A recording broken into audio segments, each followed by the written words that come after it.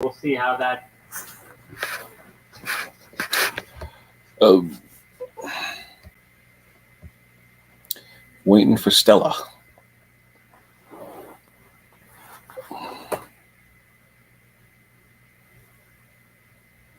Oh, she's having trouble with her internet, so we'll see if anyone else is on.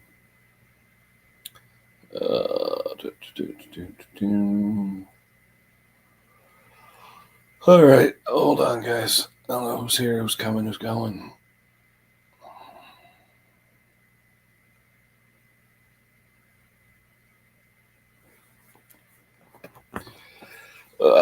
Let's see if anybody's around.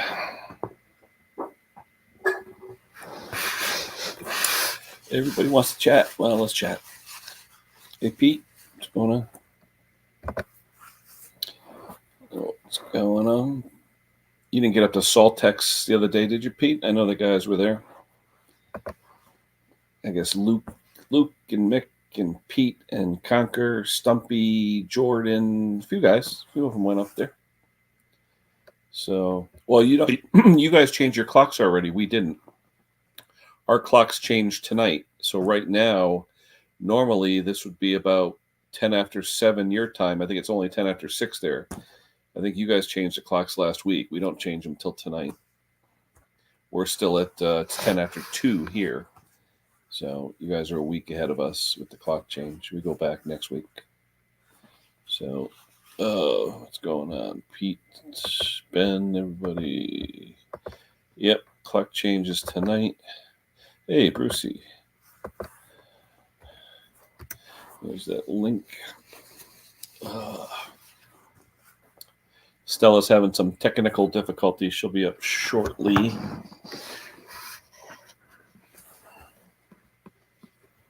Just did a video on a Echo backpack electrical issue. That wasn't too bad. I just have to edit, which I enjoy so much. Love editing. So, anyway, who else we got here? Mr. Clem is here. Nope. Couple more days, John, till the election. See what happens. Everybody's saying hello, hello, hello. Yeah, I think Stella's internet went bonkers or something. Let's see.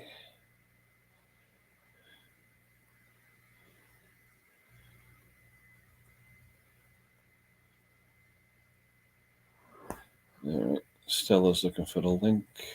I just emailed her. There's David. Yeah, it's been what, over a year now, right, John? Basically. Oh, wait a minute. What do we got? We got Wayne. Hey, Kenny. Hello. Oh, look who we got. Hello. Hello. Uh-oh. What's going on, Simone? Hiya. Thank you. That was yesterday, but thank you, Hank. Hey. Hey, Pete. I want Pete to come up so he can talk about his hotel. That's an interesting story. Just having a coffee. Brucey boy. Hi there. Can you hear me? Oh, yeah. Yeah. Good. All the way from Alberta. Yeah. No snow or what? You guys still just Yeah, chilling? we got over 3 inches in the yard. Yeah, okay. Is that from before or new? That's from last week. Yeah. And we got the river's frozen over now. Oh, my seed pods are starting to drop down, so I'm starting to collect them from the nasturtiums. Yeah. Hey, Ben. But I'm also going to collect vinca. All that vinca I had, which is really nice. I went and saw a video on it. You have to get the pods when they're just about to turn tan, and then they split open. All the black seeds fall out. So it's almost like the farm crop canola. Yeah, great. So hopefully next year I don't have to buy any plants. They're expensive. Hello, everybody out there. Hello. Hi, Kenny. We missed Klaus last week. Yeah, I know. I'm sorry. Doing a live stream somewhere else. You're vacationing, aren't you?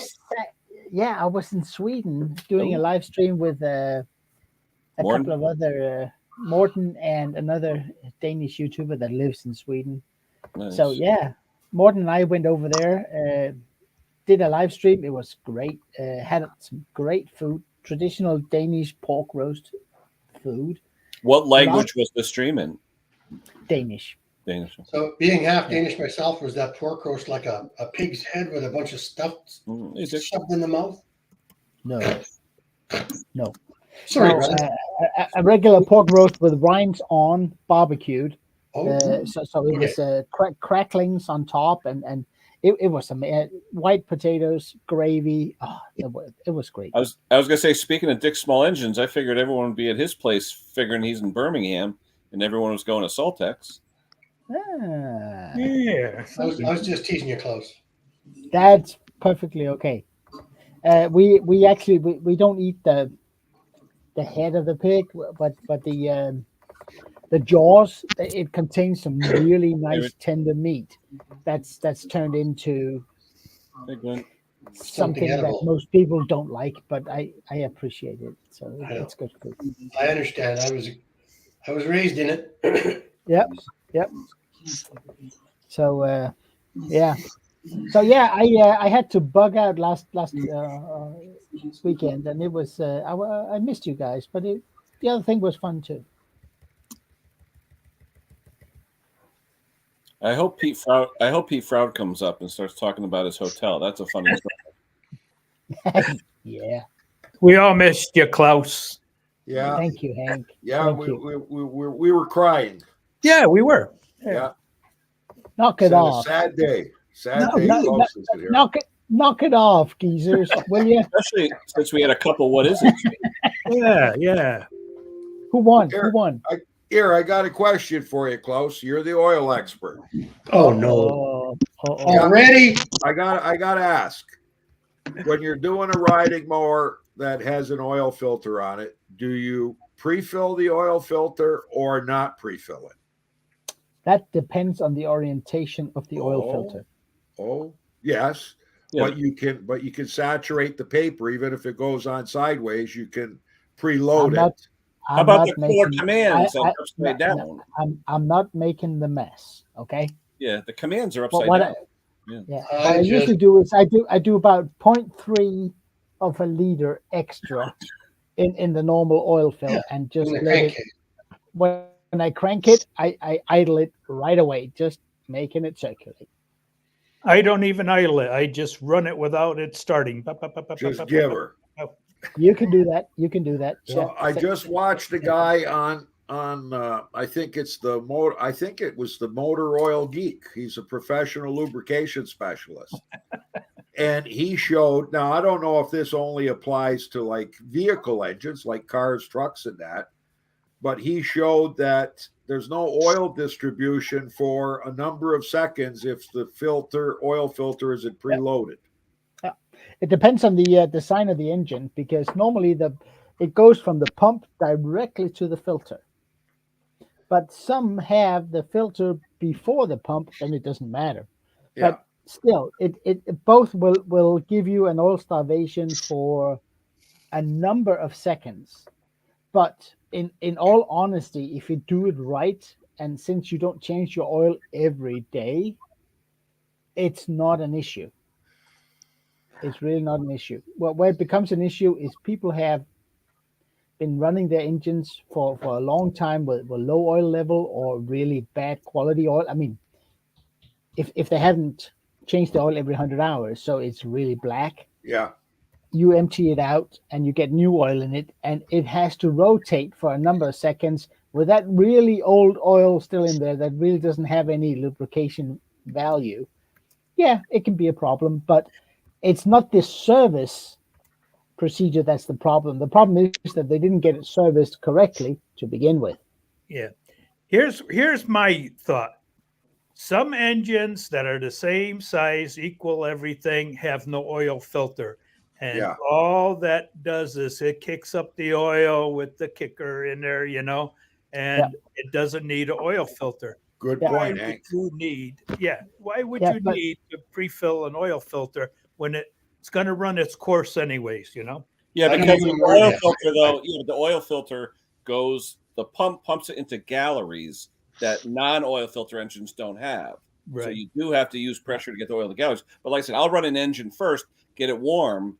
That way there's an oil film all over it, then drain it, then change it. So at least you have a fighting chance of film strength and stuff is in there. I wouldn't take an engine that's been sitting for a year, drain it, and put a dry filter. No, I wouldn't do that. No, but I mean, you also hear these guys and girls that are stuck back in 1976 that, oh, you can only use 30 weight oil in your mowers. Yeah, but if you do that, it's going to take even longer for that oil to come out every nook and cranny to start lubricating. Yeah.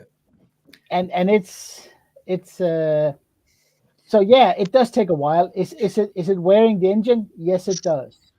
I've never worried about the air filters in my vehicles or my lawnmowers. I just start them up. I always change the oil hot, so there's oil everywhere. Yeah. And you can run an engine for 30 seconds without oil if it's got oil in it. Yeah, and we've done that not on purpose too. Yeah, I did that the other day when Steve OJ came over. I started going up. I was so proud. And then I was getting the old spray coming out of the hole. That's when you have the oh shit moment. But it was only on for 3 seconds, and I shut it off. We all had a good laugh, had another beer, and then went and filled. No, but I mean, when think about it, if you're in a shop and it's end of shift, right? And you just hi Stella. It's end of shift, right? And you just drain the oil out of a tractor, and then you go home. Right.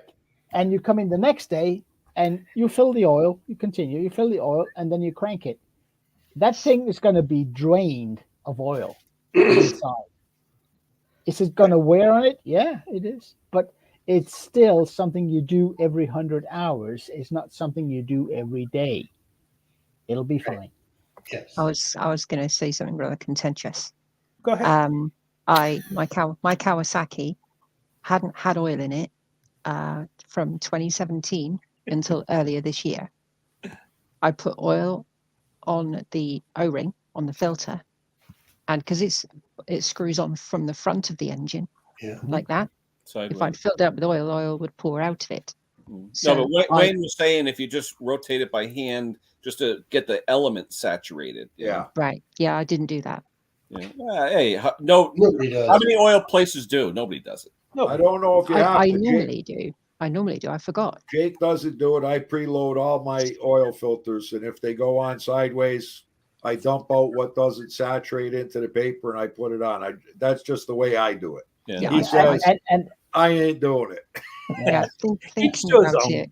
No, but I mean, it's whatever makes you sleep well at night, right? Yeah. And oh, thanks, Klaus. Now I got to do a good woman. Well, the thing that came out in this video was they did an oil analysis, and they found that without preloading the filters, they had more particulates in the oil than the one that they preloaded the oil filter with, because they said that little bit of time that it took to build up the oil pressure in the engine. But then again, this is a car engine they're working on. Yeah. You know, and they're saying that the clearance between the connecting rod journal and the crankshaft is so minute that it could be just that split second or two that it doesn't have the oil pressure. That creates a little bit of damage. Oh yeah, I mean, there's a reason why modern engine oil is W0 what 16 or 20, 16 or 20. There's a reason for that. You know, the tolerances. Well, they're so tight. Yeah. If you've warmed up the engine before you change the oil, which you should do to mix all the crud, and then drain it, it's going to have that film of oil in the crankshaft. Yeah. But you know, it's going to run out. But you know, the mechanic of the dealership, they don't do that. No. So now I got one more question. Uh-oh. You ready? Yep. Yeah. We went out and we bought a pneumatic oil extractor instead of pumping. You know how the one we had was the Pella 6000. So you gotta you're sitting there and you got to pull the pump up. Now to use guys, some of you guys got the foot operated pumped one, and some of them you just pressurize it by pushing down.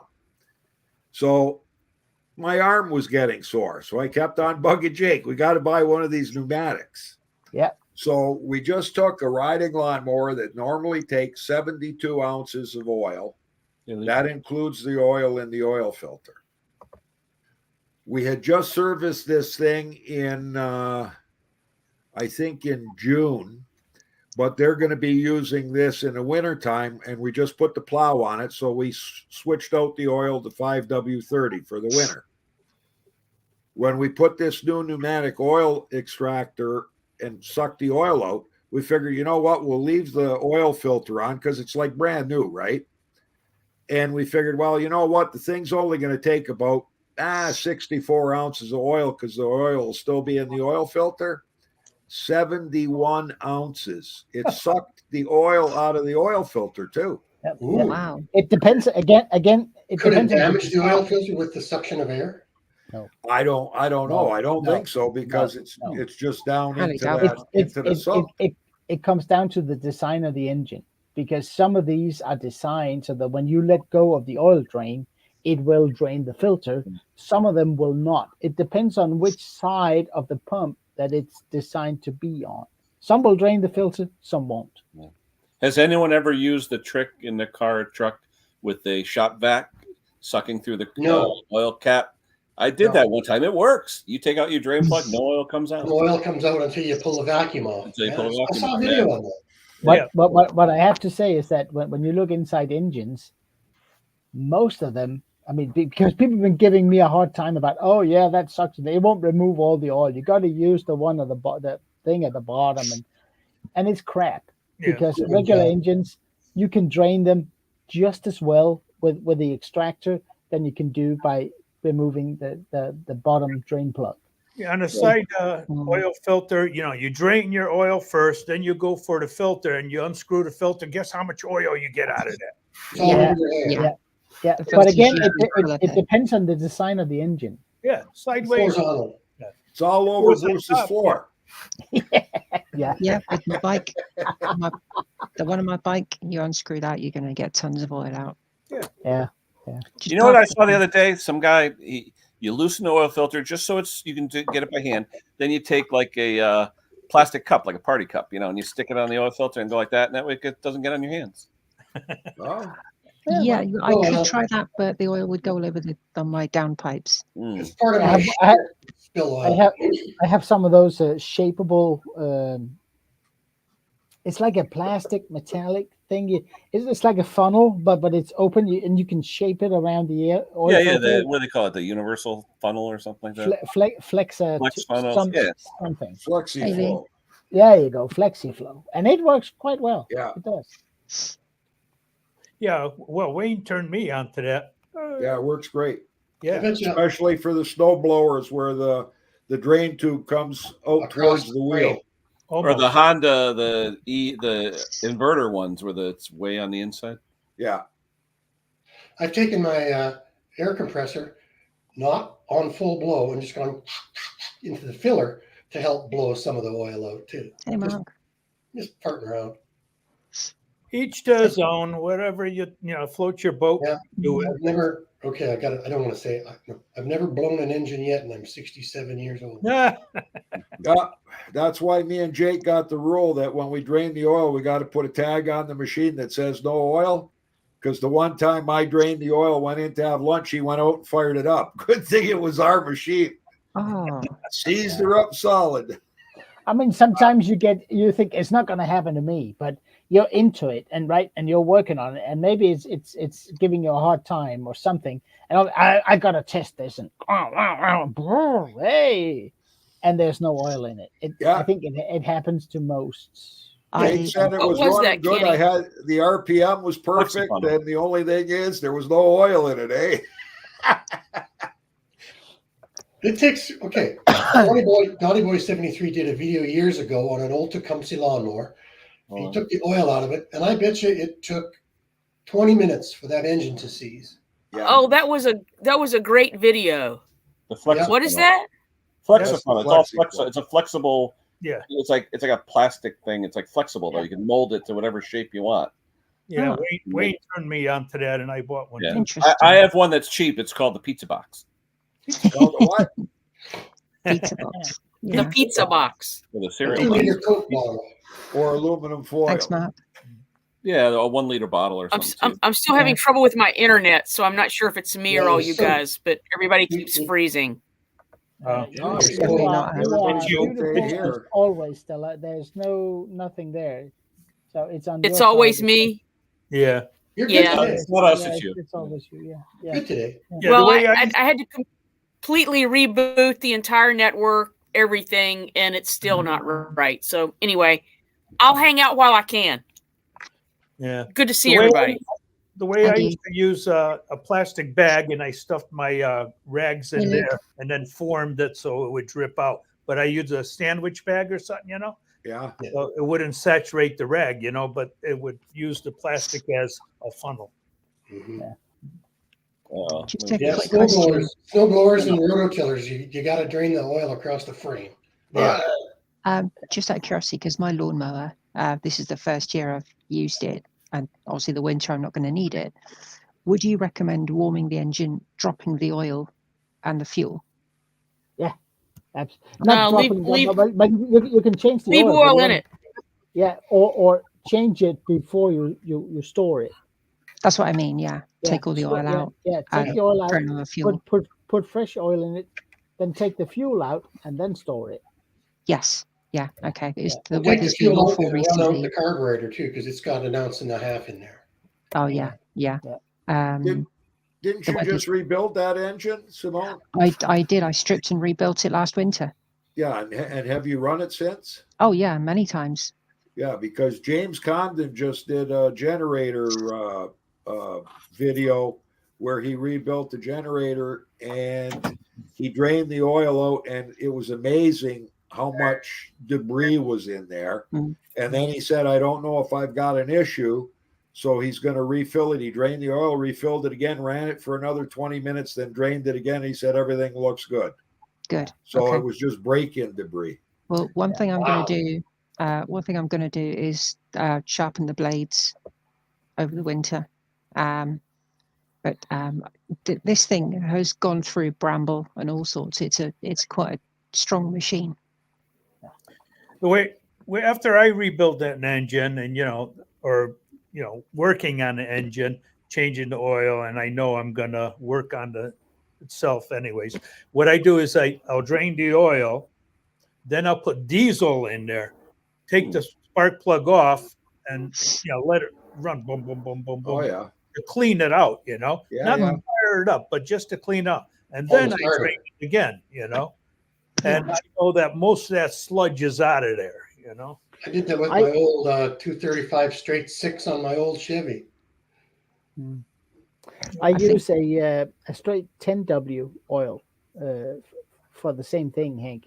They call it a cleaning oil or a flushing oil or something. Yeah. But it's a straight 10W oil, cheap as dirt, and it just run a couple of changes, and with the old filter in it, and then whenever you're comfortable, put a new filter on, good to go. But diesel fuel is much faster. Yeah. Hank, Can't I think remember. that's one of our grandfather's tricks. We're showing our age. I can't remember what oil I was using. I bought for the mower at the beginning of the year. I have to look through my videos to find out. SAE 30. Johnny. But it'll run on almost anything. Yeah, 30 weight. Well, until I was about 45 years old, every vehicle I had was worn out, and they all burned. Hey, John. Hey. I just learned how to run. I just learned how to run beaters, and sometimes we were transporting kids 500-600 kilometers in one direction, and there I am with an old 82 Ford straight 6 engine, blue smoke coming up the back, 2 kids belted in. Smoke. Yeah. Talking of smoke, I've got to get the head off the Cortina. A friend of mine's going to come down and help me do the valve stem seals. But you know what? If you keep, it doesn't matter what the liquid is. If you need it and you keep it topped up, you can go a long ways. Even on an old engine, you can. That's true. For a reason. I had an old Honda Accord. It has so many miles on it, and it would drink a quart of oil every week. Every Saturday I would. With every fill up. Yep, Yeah. Exactly. Yeah. My car And drinks the oil mechanic out of said, the business. the mechanic said, but if you just remember to top it off, it'll go another 100,000 miles. Yeah. But if you forget, you need a You new could car. hear on that old Ford, you could hear the mains going underneath it. Just hearing it. Yeah. Is that the one? And I've never used synthetic to this day. Oh no, not another topic on synthetic. Oh my god. Sorry, John. My last lawnmower video Who do was a year you ago. say? It's 2,500 views. Please. Nice, nice. What Stella. did we lose? Who do we lose? We lose Stella. Stella. We lose Stella. We lost Stella. Stella disappeared. Stella! Tinkering with her RJ45 cables. Yeah. You They beat Wi-Fi any day. need both. I'm going to go make some coffee. I gotta get another one. Is it just me or is it choppy? I'm getting a little bit of choppiness. No, you're a little You're a little choppy, but you might be on your I'm phone. drinking coffee. But I think that's just your personality, Kenny. I'm not sure.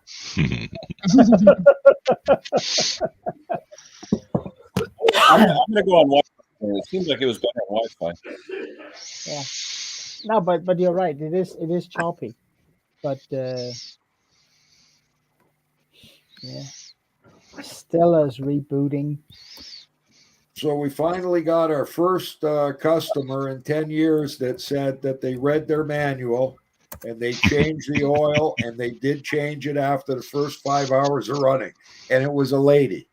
And we said, congratulations, you're the first person that's ever told us that. I must be an academic. Yeah, she read it. She said, I change the oil every year on my snowblower, but I let it sit for 2 years. We didn't use it, and now I can't get it started. It was filled with ethanol jelly. Yeah. Oh no! But that, you know what, that's a fair one, because it's hard to not get jelly in your machine if you store it for a long time. But it's but if it doesn't have ethanol in it, you won't get it. No, true. No, but see, here we can't get ethanol-free fuel at the pump. You can only buy that engineered the canned fuel. Yeah. I don't think we can here. Not that I'm aware of.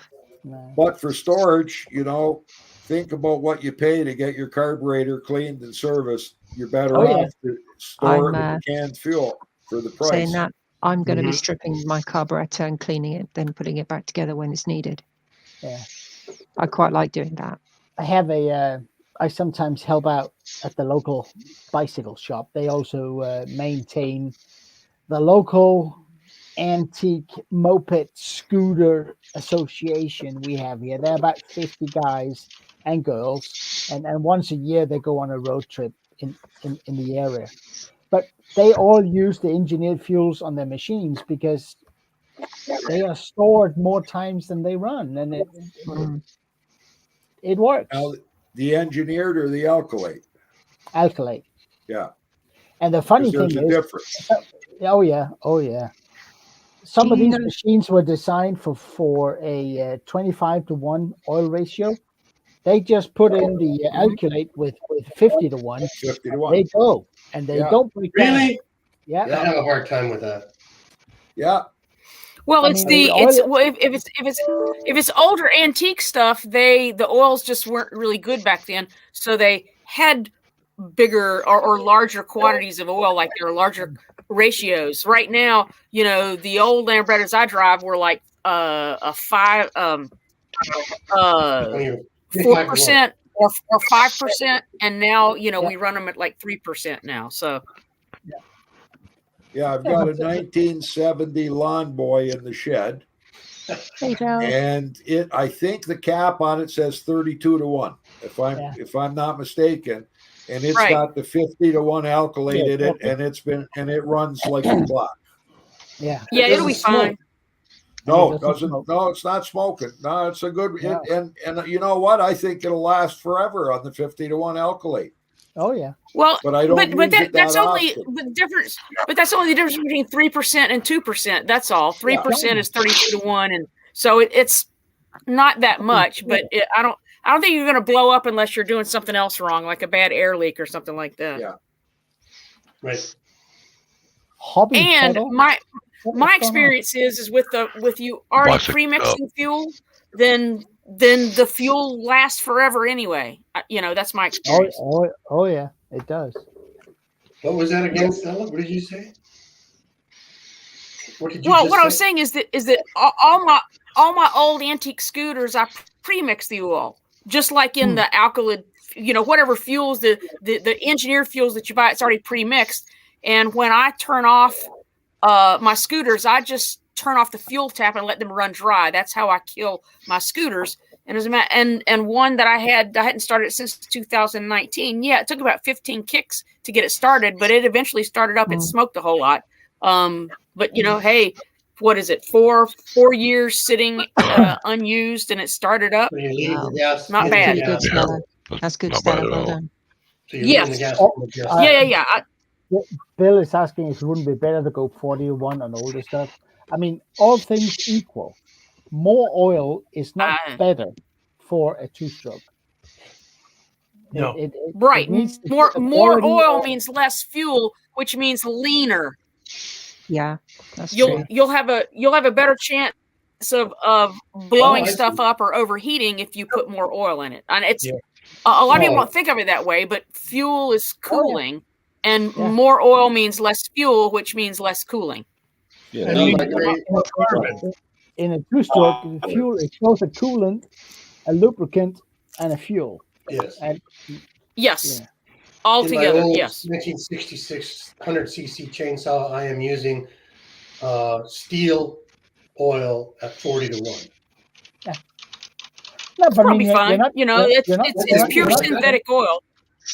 you're not hurting it. It said, what color is the oil? It said red, green, or Oil is kind of a blue color, blue color, greenish or blue, turquoise. turquoise. Oh. Turquoise. If it's a full Combination of synthetic, blue and green. if it's a full synthetic, Bruce, you're basically wasting a little bit of money. Because Well, you know what? I'm only going to run a tank through it in 4 years. it doesn't matter then, does it? No. No. I'm so afraid of that thing. 100cc without a compression release. And it requires a good strong arm. Yeah. Yeah. Well, my little two-stroke hasn't fired up since Kenny, where I found about it 2006. was Ace Hardware, just the, well, Napa the had Ace it. Hardware brand. Yeah. And it- Napa had it. They had to go in the back. And Yeah. get it. But guys, tell me something. Yeah. Kohler has always specified that if you have a new Kohler engine, or if you just rebuild a Kohler engine, that you have to run it with non-synthetic, preferably non-detergent oil for the first couple of hours or something. Just to break the rings in. Just to break the rings in. And I see the logic in that. I absolutely I do. But how come You want all that dirt? You want all that dirt and crap to break the rings in and scuff them, and once that's done, that's it. For about an hour. And that, I mean, logically, it makes absolutely fantastic sense. How come Kohler are the only engine manufacturer that recommends that? Kawasaki doesn't, Honda doesn't, Brakes doesn't, the Chinese doesn't. Well, I would say that the ring manufacturers recommend it, not the engine itself. The people who make the cast iron rings state if you use anything semi or synthetic, the rings will never break in. No, but I mean, because it's too slippery. Yeah, it is, and not breaking properly. as I said, that the argument You is want good. that friction. It's solid, sound. But how come the other engine manufacturers, other than Kohler, they say just fill it up with our oil? What I found, Klaus, is in a lot of the newer engines, it's a more aggressive crosshatch in a lot of the newer engines, and that acts as if you have non-deterrent. It's causing a little more roughness in there, versus older engines had a lot finer of a hone on there. I think they're honing a little coarser to make sure the rings break in. That's my opinion. You know. Well, the other thing too is they could be recommending non-detergent because they guarantee that's going to be mineral oil. You can still buy, non-synthetic oil, but it's just almost as hard to find that in the store as it is non-detergent. Well, non-detergent is mineral oil. That's what it is. Right. But what I'm saying is that's the only way you can really guarantee you're going to do that. Otherwise, you have to read all these labels to see that it's synthetic or non-synthetic or whatever. The only thing I do, if I can't find non-detergent, I buy Rotella dinosaur oil, Rotella 30. Non-synthetic. Yeah, just as good. I've used that for years. Yeah. Hey, did anyone check out Condon's video of that engine I gave him, that generator, where he actually added a zinc additive into it? Pretty cool. Yeah, I did. And if you read any of the user manuals for the engines, they all say do not use oil additives because zinc additives. I don't think zinc ever hurts anybody. No, it hasn't. The problem is that in a car, zinc additive for an old tappet car or it's a push rod car, it's really, really good stuff. The problem is here we are running fairly higher engine temperatures than we do in a water-cooled car. So that zinc, you don't know what that's going to do when it's subjected to those temperatures. Can I say something about synthetic oil and air-cooled engines? The only ones I've seen that have spun off the camshaft or the lobes or whatever, or wrecked the shaft that goes into the aluminum shaft, the whole shaft, have been synthetic. I'm against synthetic oil in air-cooled engines. It's just me. It's an old guy thing, and It is. But my buddy Steve said on put a little zinc in it and you'd be all right. But I don't know. I was advised against. I'm really not a fan, and I've never had an engine, like I said earlier, touch wood. I've never had an engine problem on anything. But you're not going to have a problem, Bruce, with regular oil. What's that? Non-detergent, yeah. Ace. That's good stuff. Ace Hardware, and it says not recommended for use in any engine manufactured after 1935. Yeah, that's weird. Wow. Wow. It's good for gears with yellow metals in it. Well, Right. Yeah.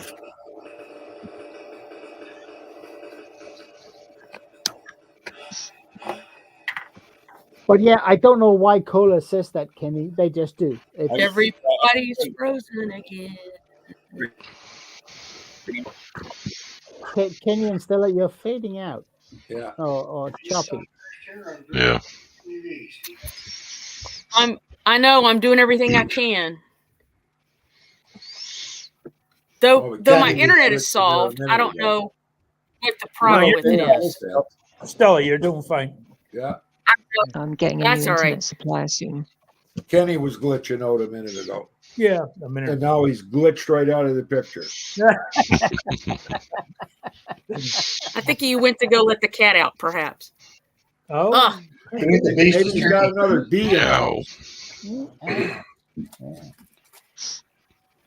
We've had huge freezing weather, and now there's a fly this big that's flown in my shop now because it's like sort of warm today. Oh, Well, he throws it pretty soon, Stella. Get the big fly swatter. I got to do something. I only have the little fly swatter in here right now. What's your cat now? No. They don't come out here. Oh. Get a can of car cleaning fluid and a lighter. You'll take care of him. Yeah.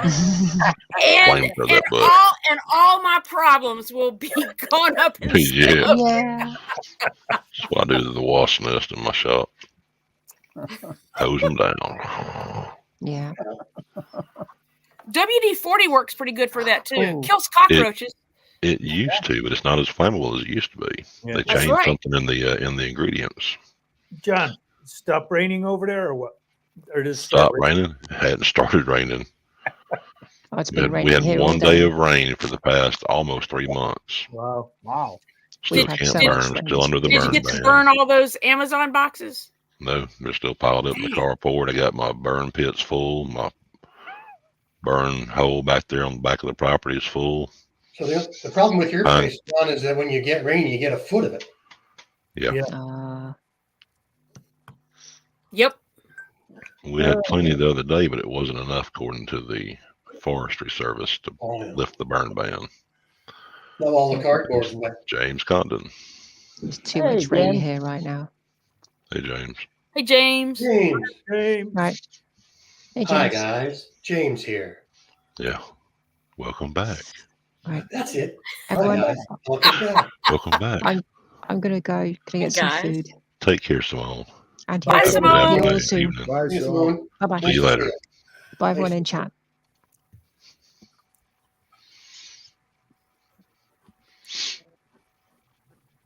Yeah, I was going to email you, James, about something, but I managed to work my way through it. Oh, I know what it is. I got a Champion generator that has a bad governor pin right at the front. And I think I have to take the generator off, all of the crap with the rotator, and then pull it off the engine and then get the engine out, because it's right at the front of the engine on the exact opposite side where you start to dismantle stuff. Am I right, James? Oh, he's busy. Yeah. No, but James is saying that the reason he put it in was that the springs were a lot harder on that engine, and that creates more wear, and that makes that sound logic. That's good logic. A lot of racing engines, they put in those heavier springs like that. Oh yeah. Yeah. I'm wondering why they put a heavier spring in a generator. Well, there you go, Bruce. You're correct. So it's a 4-part video. Only 4. Oh, you guys wait till I go to Mexico. You're going to see part 4, part 5. Yeah. That's fine, though. I got 2 videos scheduled in March already. That's good. Ooh. What can you not like bank some of your snowblower videos and run them and I run my snowblowers in at the end of November when the eastern seaboard gets all their snow. Right, yeah. So if you bank those snowblower videos, you'll have a good library of stuff to just pick and choose from. Yeah. I've got generators and little cheap lawnmowers that won't start because of sitting in old fuel. Those are for the end of March. Those are for the end of March when everybody in the absolutely states are pulling their lawnmowers out of the shed. So I'm trying to think about who's doing what, because nobody lives where I live. I mean, right. Did you sell that John Deere snowblower? Not yet. It's okay. I was getting scared. In first gear, it wouldn't go anywhere. So I thought there wasn't enough pressure on the rubber wheel and paddle. And I realized that it's just sitting right in the center of the wheel. So I just have to move that over 1/4 of an inch and I'll have first gear and reverse one. Yeah. You with me, eh? Yeah. But there's nothing wrong with it. I thought maybe there wasn't enough pressure on the wheel, but there's a lot of pressure on there. So. Yeah. Because in second, it just goes like a scared cat.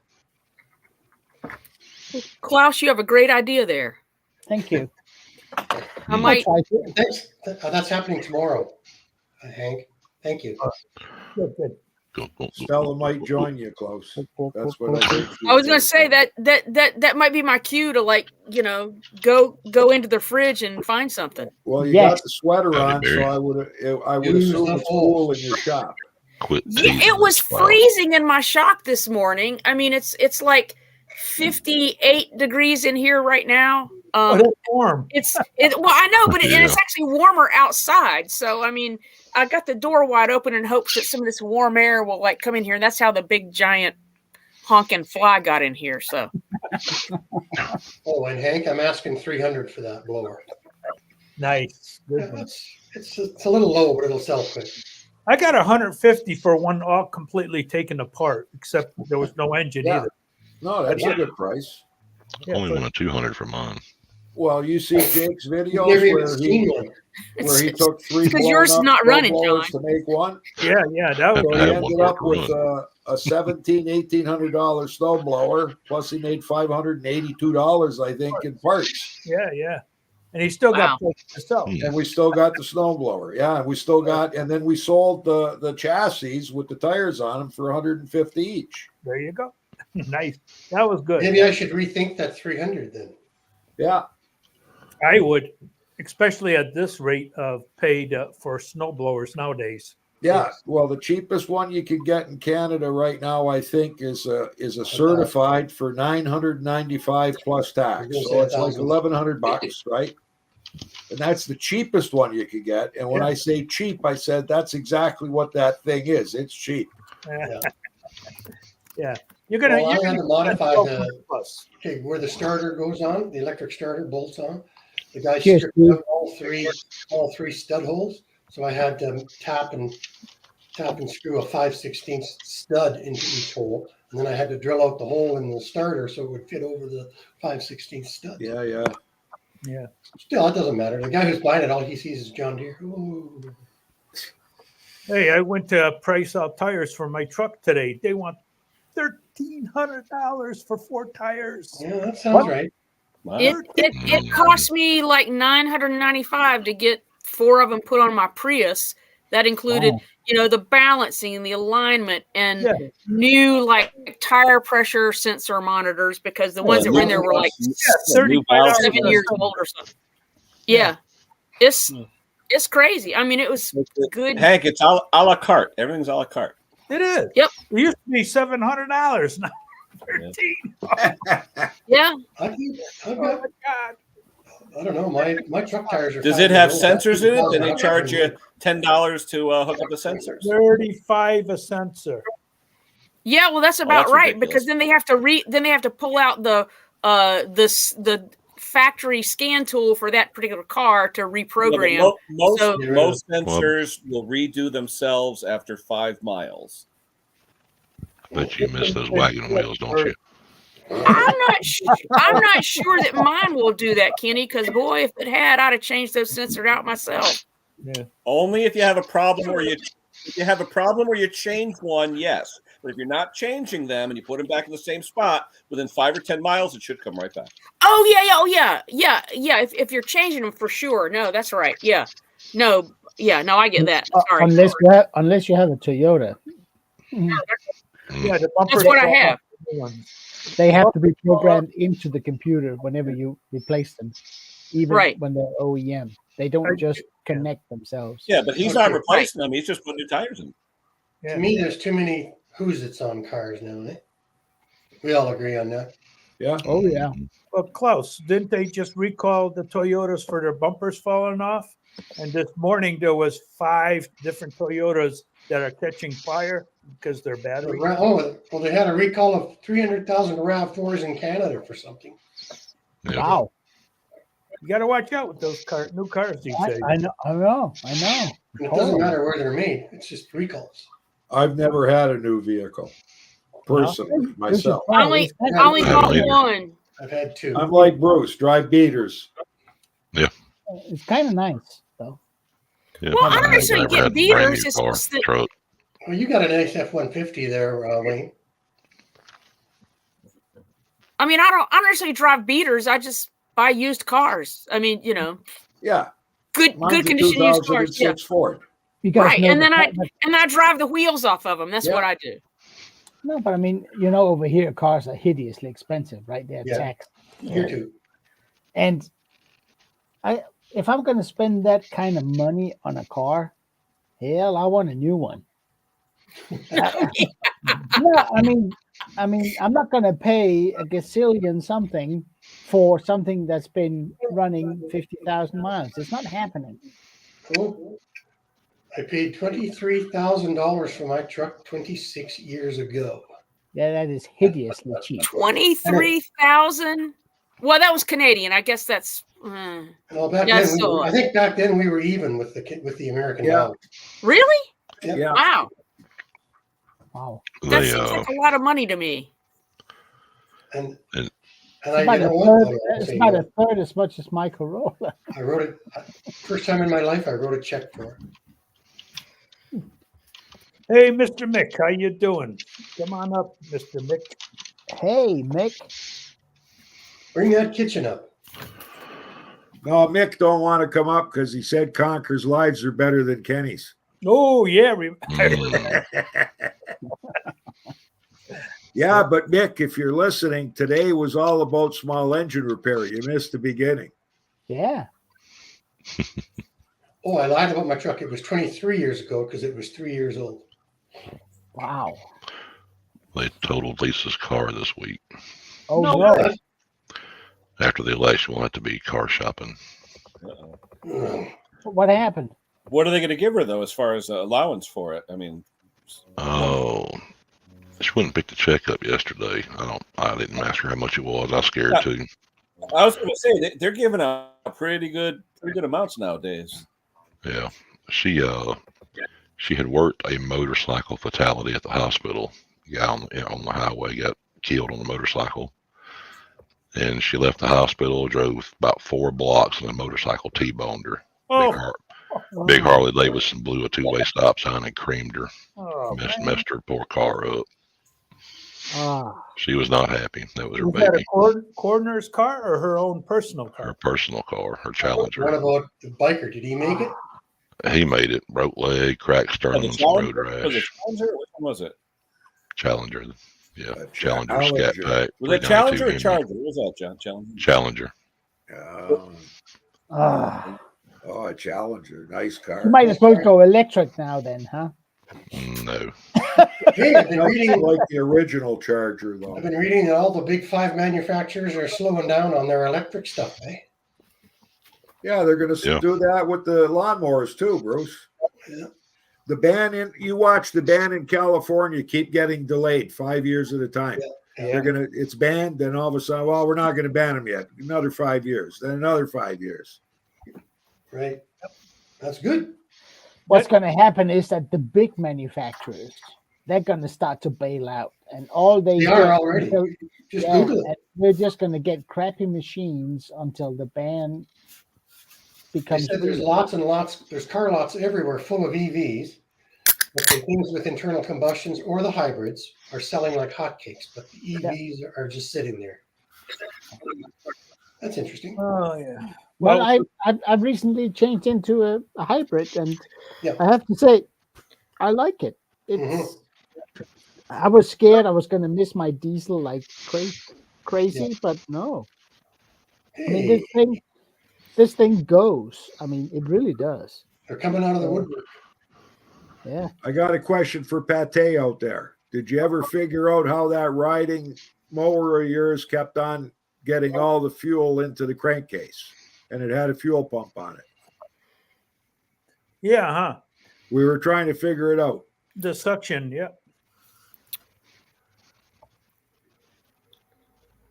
Come on, Jason. I hadn't seen that. Yeah, he had one where he said it just sits there, and the next day the crankcase is filled with gasoline, and he hadn't run it. Yet it's got a fuel pump on it, and the tank's below the seat. The fuel pump's bad. So either he had a neighbor dumping gas into the crankcase, because that's what I figure was happening. Somebody was mad at him. Yeah. Well, it could be coming through the vent, just like anything else. There's more pressure there on the needle and seat too.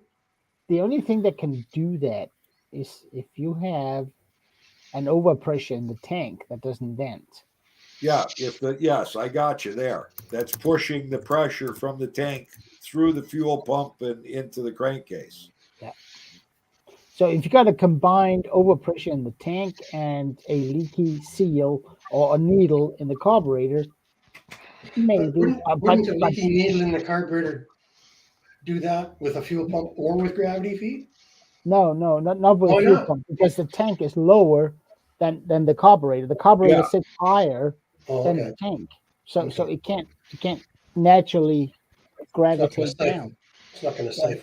The only thing that could happen is suction. Like it could have it running through, and then it's sucking from the tank into the carburetor. But you have a membrane pump. You can't siphon through a membrane pump. If it's harder enough, it will. If there's pressure, yeah. Or if it's so hard that it's just open, then yeah, you can do that. But it depends where it gets its fuel. But it's You're saying once it stops running, there's no pressure on the needle and seat. no. Kenny Should be. wants the link. Kenny. Jason wants the link. I got it. But I got it. Kenny, wait. Kenny, He wake might up. not. It's He time- might be it's frozen. time for your nap.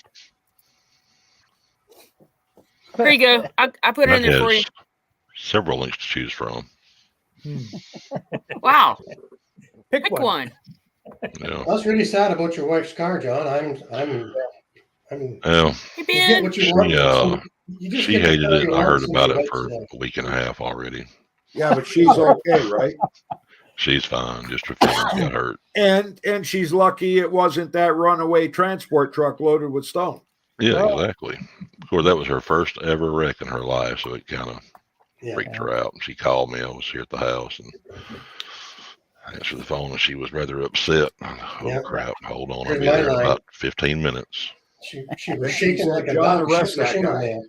So what's she gonna get next? Is she gonna get the same type of car or SUV We're- or?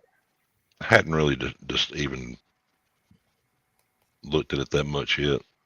All the If I remember, it wasn't a mechanical fuel pump. It was the diaphragm one. From I don't watching like the those video. diaphragm pumps that are dependent on crankcase pressure. Yeah. I mean, I've got 4 or 5 of them around here, but I still don't like them. No, but it's an ingenious system. It doesn't take Yeah, a it whole is. lot of input, and there isn't that much mechanical stuff that can go wrong with them. I mean, Right. everybody's been Pressure. replacing fuel pumps on Kohler engines because they're Yeah. mechanical. They go out after. But there's when you think about how much pressure is in the crankcase where that thing picks up its pulse, that's not much pressure. Oh, Hey, goodness. sir. Hi, What's Jay. up? Hey, brother, how are you? How you doing, What's going Jake? on, guys? How are you? Hey, Jason. What's the answer to that? Oh, Oops. there he goes. Bye, Hold on, Jason. hold on. Am I still here? Yeah. Yes. Over here. What's the All right. answer to that yeah, there you go. crankcase So- filling with gasoline? So I fixed it, but I'm not sure how. I'm not sure how. Yeah. You put So a fuel listen, shutoff so- valve on it. Oh, no, I would never do that. I mean, every tractor that I sell has a fuel shutoff valve on it, regardless. If it comes in without one, it leaves with one. Yeah. So this one, when I took the fuel pump apart, not apart, but when I took a better look at it, I found like cracks on the outside casing. So I replaced the fuel pump, and then I took the carb apart, and it looked clean inside, but I took like a Q-tip for the needle and seat, and I just ran it inside, put everything back together, and knock on wood, it's been good. Good. So, I don't, I'm new, but in my mind, if that fuel pump was like really cracked, wouldn't fuel be coming out? You know what I mean? Yeah. Like the pump would be leaking. Yeah, but if the diaphragm itself is, compromised, it'll just leak. It'll suck into the crankcase. Okay. Yeah. If the So do diaphragm's got a they have pinhole in it. diaphragms and not impellers? Yeah. Yeah, No, because on the side of this the pump is shroud, they vacuum got the actuated. Oh, okay, gotcha. Okay, sorry. And that's what kind of, I'm not saying that's what throws me off is the fuel shutoff solenoid, right? So on a generator or like a high-end pressure washer, that fuel shutoff solenoid, if that's stuck, fuel won't get into the car. That's right. So Right. my shutoff solenoid was working. So that's what kind of like threw me off in the sense of how I think things work and what the repair was are two different things. Maybe the fuel solenoid was leaking though. No, well, the fuel so it's working now, and I still have the shutoff solenoid on it. The original one. Yeah. So I just did a new fuel pump, and while I had the carb apart, I took a Q-tip where the seat is for the needle, cleaned it, PB blaster, put it all together, and it hasn't leaked. and I You know have what, it locked up my engine. More than once, I've just disassembled something and put it back together, and it works. Yeah, so What's this, a piece of grit or a little bit of sand or whatever? so James, this to is the answer second James- time I fixed something and I don't know what I did. I'll be honest about it. To answer James Condon, Kohlers have that type of pump, and Craftsman have a diaphragm pump. Yeah, but remember though, even though Kohler it's a mechanically actuated, it's still diaphragms. Mm-hmm. Yeah, but it's just pushing the diaphragms with the camshaft. My old Still bridge using- uses a diaphragm. Yeah, but it has an internal. It's not using crankcase. Yeah, it's not using a crankcase to push it. It's using a push rod to push it. Right. Yeah. No, there's Now, nothing if there's a mechanical. crack in between that, Yeah, you might not get impulse. Yeah. Yeah. right. But Hold on, let me turn. Jason's was a Craftsman, so it's just a diaphragm pump. Yeah, just an impulse. Yeah, it's a hold on. Let me. Yeah. So for the crankcase to fill with gas without it being running, Klaus has to be right that the fuel cap was plugged and it was creating pressure inside the fuel tank. Exactly. Could be. Exactly. It's the only way you can push the gas into the crankcase. Yeah, and it's a siphon effect. Yeah. Yeah, once it starts, it's not going to stop. Live demo. Woohoo! Our favorite thing. Yeah. That guy sure has nice equipment. I can't believe the stuff that he fixed. Like, it's all brand new red shit. Yeah. Red Am cells, I right? Bruce. Especially at Long Island. Red cells. No, it's Long. Hey, what were you guys saying about me? Island. Hold on. Long Island. I don't know how to. I'm on my phone. I don't know how to turn this around. So hopefully you guys could see. We heard. Okay. Yeah. So. Okay. This Diaphragm pump. Yep. Yeah. So the pump that came off of it was one piece. See how this is two pieces? It was one solid piece. And then I seen cracks that were coming over the top. Yeah. But I thought it would, to me, I'm thinking like a car, like it's a sealed system. So once something breaks, like something would spurt out. Like, you know what I mean? Because it's under pressure. So that's what threw me off. And here, hold on. Let me, I'm not going to start this one. Here is, this one I only posted on Instagram. This is only for Ken's channel. Hold on. This tractor actually sold. It's getting picked up tomorrow. This one is different. If you don't follow me on Instagram, again, I don't know what you guys can see. So let me know if you guys could see the whole tractor. Yeah. Oh, yeah. Green hood on a red body? Black. No, black. Yeah, trimmed it out in black. Yeah. So what do you wipe that down with to make That's it it. look so good? That looks like an interracial. It's a Night Rider. No, that's the one you did the video on YouTube and said you were thinking about putting the black trim on it, right? what was that? That's the one you did a video on YouTube and talked about putting the black trim on it. No, so that was the Husqvarna. That's something. That's right, sure This was. one Yeah. is here, but this one is too fresh. I'm not doing anything to it except making it. No paint on this one. This thing has less than 50 hours on it. Is So I'm that not- sort of like a Husqvarna? Yes, that's a Husqvarna. Husqvarna. Husky. Whatever. Husky Barnum. How about this? Husqvarna. One tractor. But that Troy built, I got off an older woman. He crashed it. And then she was afraid to jump on it again. So I can't tell you how many hours I spent trying to make this hood perfect. Mine just went I south. put this cap on it to cover my body work. So it's got a Ram Air. I put like a little extension, has a Ram Air hood. This is a Troy built pony. And It's then a Frankenmower. Yeah. yeah. So I redid the hood.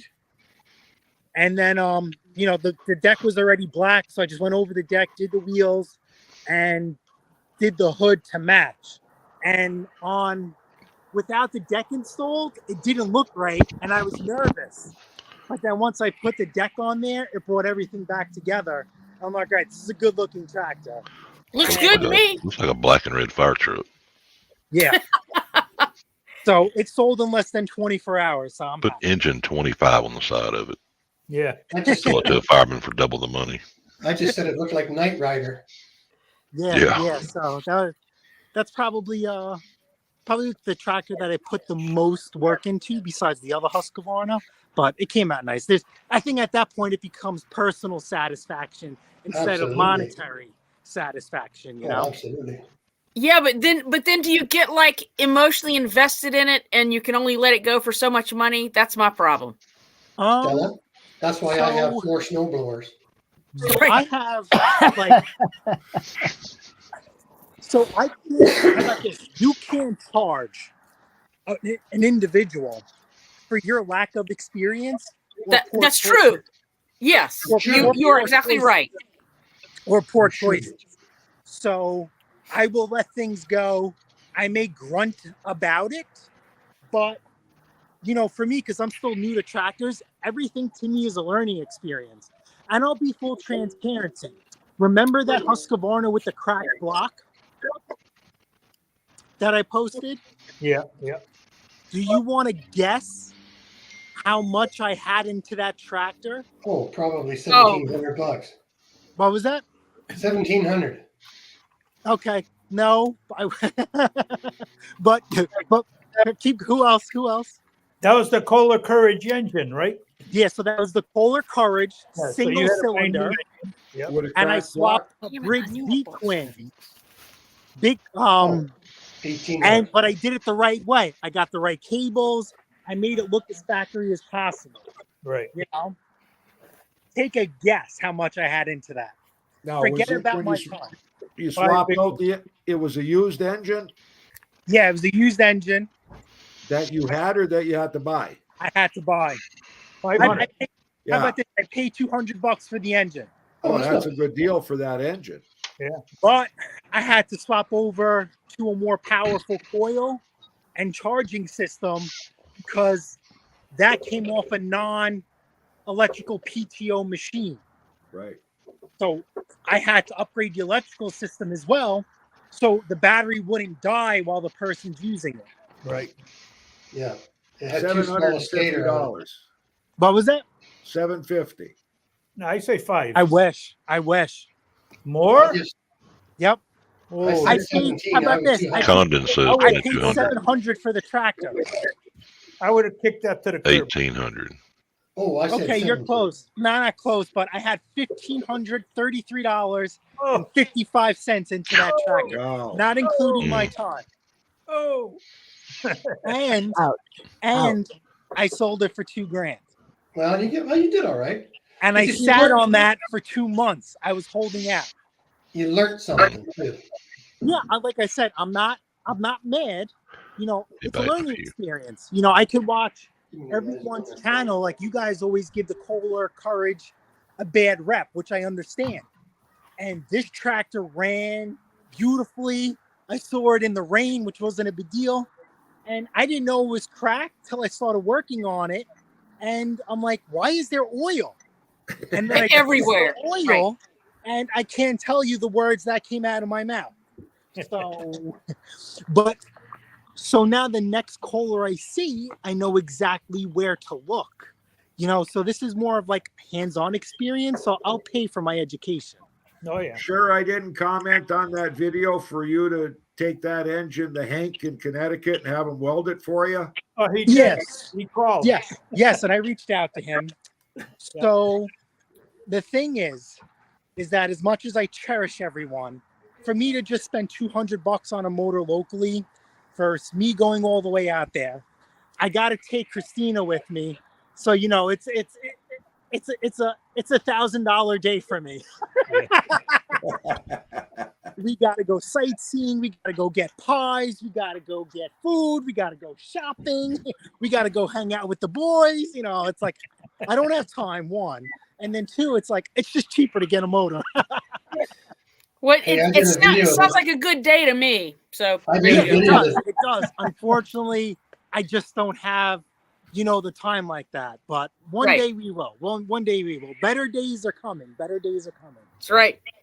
So my buddy who's into tractors, he took the motor from me, and he glues them together and sells them. And I'm like, listen, you do what you do. I yeah. What? just don't What? feel What? You mean like comfortable doing JB it. Weld or something? Yes, yes. Oh dear. So he I've has done a that. jig that he made, and he'll clamp the motor in the jig, clean everything up. JB Weld. Listen, I could never sell a tractor like that, but he No, said he's done I it would plenty not. of times. So that's Well, Okay. fine. That's I fine. would do it in my own yard, but Yeah. nothing I would sell to somebody. Right. Wow. Yep. So he's successful with it, and God bless, God willing, it's just not for me. I can't charge someone good money knowing that it's been repaired that way. I'm very adamant about that, Well, but his selling price might reflect the value too. Yeah, and then plus also I have bad luck. It may work for him, but then because for some reason my name and my juju's attached to it, it's gonna crack. I'm gonna have problems. So I have not had a problem, knock on wood, and I want to keep it that way. Yeah, well, that's like that other guy that wanted to throw his mower against your window. Yes, They- many couple They of years would ago. be able to pick up that rider and throw it at you. Yeah, exactly. So here's another funny thing that I never had happen to before, because that tractor was motor swapped, and even though done correctly, like I can't tell somebody like, swap the motor. Like I'm not going to do that. I kind of leave that stuff out. If you press me, yes, I can't lie to you. Yeah. But this guy kept saying like, oh, this machine is clean. I want to bring it to my mechanic so he could look at it. And I'm like, oh boy, here we go. As soon as the mechanic runs that model and serial number, it's going to show it has supposed to have a Kohler in it. Yeah. So I just kept ignoring him. He lives 6 minutes away. So eventually he says, hey man, listen, how big is it? Can it get through my gate? So I lied about the numbers. I stretched it by like 5 or 6 inches. So I'm at work, and then Christina calls my job, and she was like, there's people in the driveway with the tractor. What's going on? Is somebody supposed to pick up? Like, what's going on? And I'm like, what? So then I'm like, Chris, talk to the guy. So the guy's talking to Christina through the cameras, and he was like, oh, I was here the other day with your husband looking at the tractor. I think the numbers he gave me were wrong. I think this should fit through my gate. But it wouldn't fit through his gate anyway. But I'm like, why would you do that? Why would you just show up to someone's house unannounced? I'm like, tractor people. Yeah. Insane. Yeah. Yeah. Exactly. Well, one of my buddies, he went all the way to London, Ontario, which is like a 5-hour drive from here, to buy a riding mower. Yep. Shows up at our house and says, look I just got this mower. Can you go over it and get it running for me? It doesn't run. I said, you bought a mower that you don't even know that runs?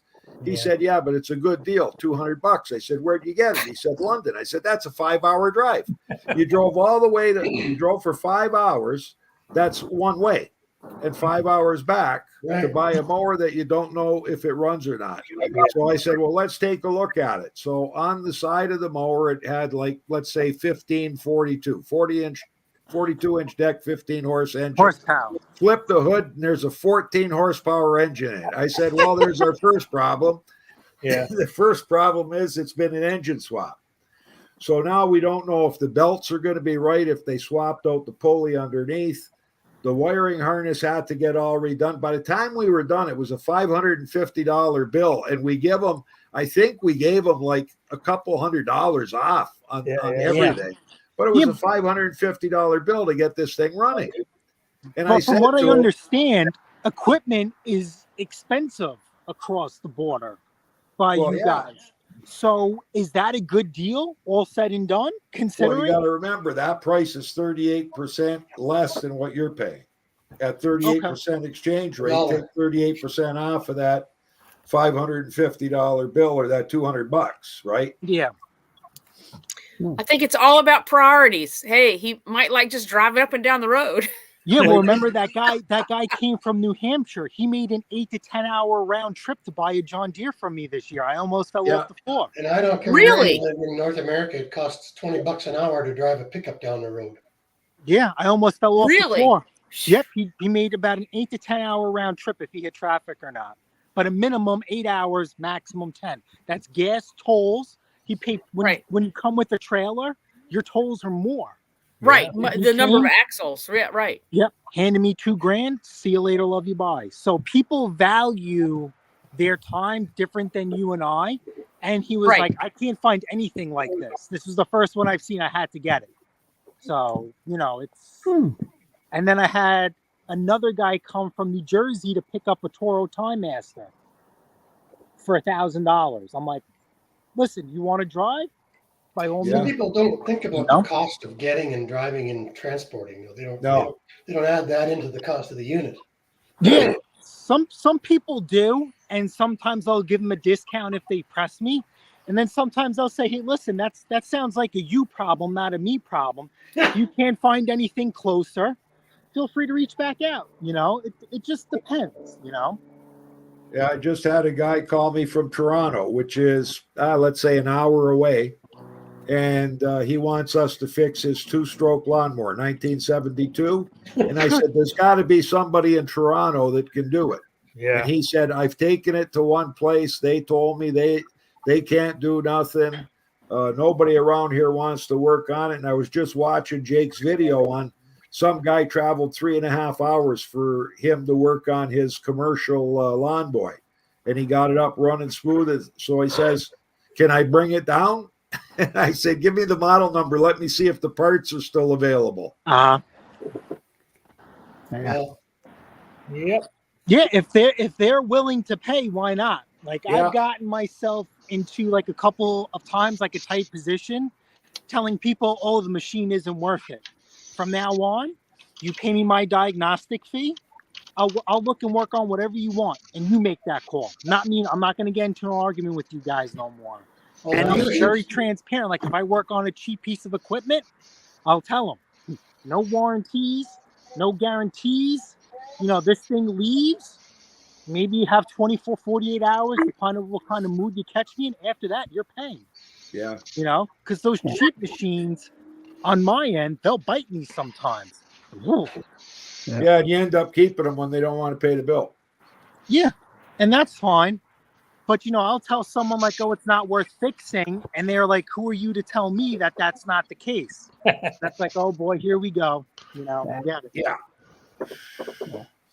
No, once I tell them that it's going to be $150 to $175 and you wouldn't be able to sell this mower for $100, it's not worth it. But I got 5 mowers in the shed. Why don't you take a look at them? I'll give you $15 for yours off of the selling price. That's $165. There's $150. And look at the difference in the lawnmowers. And they say sold. Yeah. Well, you know what? How about this? What is a push mower with a bag, push, not self-propelled, selling brand new at like your Home Depot Lowe's? 400. No, like 350. Yeah, for us it's 400 plus tax. Right. So, yeah, and I think the cheapest ones over here are like 200 plus tax. With a bag. With a bag. But I mean, we're talking bottom end, cheapest lawnmower you could buy. Oh, yeah, I don't factor in Power Smart. I'm talking about your Craftsman, your MTD. We don't even work on the Power Smarts. They look good, but they're junk. They're pretty, eh? But you know what? I've got more respect. They look fantastic. I've got more respect for the Power Mowers now, though. Yeah, Power Mowers good engine. They're coming up a little tougher than I thought they would be. Yeah. Excuse me. Are they hard to get parts for? I don't know. I've never I've never tried. I wouldn't know. No. All we had was like repairs and maintenance, but nothing where we needed to order anything. Everything was like a handle, a knob, a blade, a tune-up, a carb clean. No, but I mean, the problem usually show up when you are looking for, say, a new coil, Yeah. and everybody goes, Honda will Well, fit. but you know what? Those coils, that engine to me is a copycat Honda. So me knowing what I know, I would try and order a coil from a Honda or a Chanda and see Right. what happens. Even if I have to Dremel the slots so I could gap it correctly, a coil is a coil. It's going to work as long as it's got a magnet on it, you know? Okay. I keep at least 15 coils of each type in my bins. I don't have that many coils in my life. So for me, you know, I'll use an aftermarket coil. I'm not going to hold on to ignition coil and pray what I know what it is, because you know my space is limited. Yeah, I'm just going to throw it away, and if I need a new coil, I'm just going to order one. That's it. Can't do it. Can't do Right, it. because you can just charge that to the customer. You know, Correct. do they want a used coil? I mean, really? You know, no. I mean, But no. if it's a $60 You haven't lawnmower, seen what my are you going to customers. do? I don't want the thing back.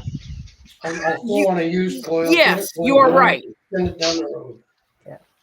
Well, Jake just did a snowblower for a guy, and he asked the guy, do you want an aftermarket Tecumseh electric starter on a snowblower, or do you want an OEM? And the guy said, what's the difference? He says, on an aftermarket one, he says, I can't give you any guarantee. I don't know how long it's going to last. With the OEM, you're not going to have any issues. So the guy, I don't even give them the choice. and Jake says there's a big difference in price, though. It's $150 to $300. The guy said, I want the OEM. When he got his bill and it was like $565, he says, holy cow, what's this? Jake says, well, 300 of it is the coil. So, Right. and then you start looking at pickup and delivery was $65. And then you add tax to it, and there's not a lot of labor costs in there. So how about this? That starter that he got, was it a real Tecumseh made in the USA, or was it an aftermarket? I think it new one was made in China, but Tecumseh stamping because Tecumseh's MIA. You know? Yeah, he ordered it from Canada Power Tech. They they have all the Tecumseh parts. Okay, but was it made in the USA or was it COO China? No, it wasn't. Well, no, Chinese. all the Tecumseh parts I get say made in Mexico now. I don't know. I mean, That's fine. That's But the same that's in okay. North America. It's pretty close. It is. I'll take Canada and Mexico any day over China. I can tell you that. it depends on what we're talking about. What that might be true for you, but for the kind of stuff I do, Yeah, the guy actually stopped yesterday. He broke off one of the float ball pin ears on a Champion 3,500 watt generator. And he wanted to know if I had a body. So I went through all my scrap carbs that I keep. I got about 3 bins, and not one was the carb. I had carbs that had bigger like openings in them, not the one he needed. But we had an aftermarket one in the back that Jake bought in 2020. And we figured, well, you know what? It's brand new. It's aftermarket, and it must work because we never got a call back from the guy that we fixed in 2020, and we put an aftermarket carb on. So give it a shot. But I said, same thing, no guarantee, and I'm going to sell it to you for $30. Good. So I said, saved my life because it's my mom's generator, and she would have killed me if I would have said I broke it. So he put it on and fired up first pull and ran smooth. All we could ask for. All right, Jason, you're on deck, man.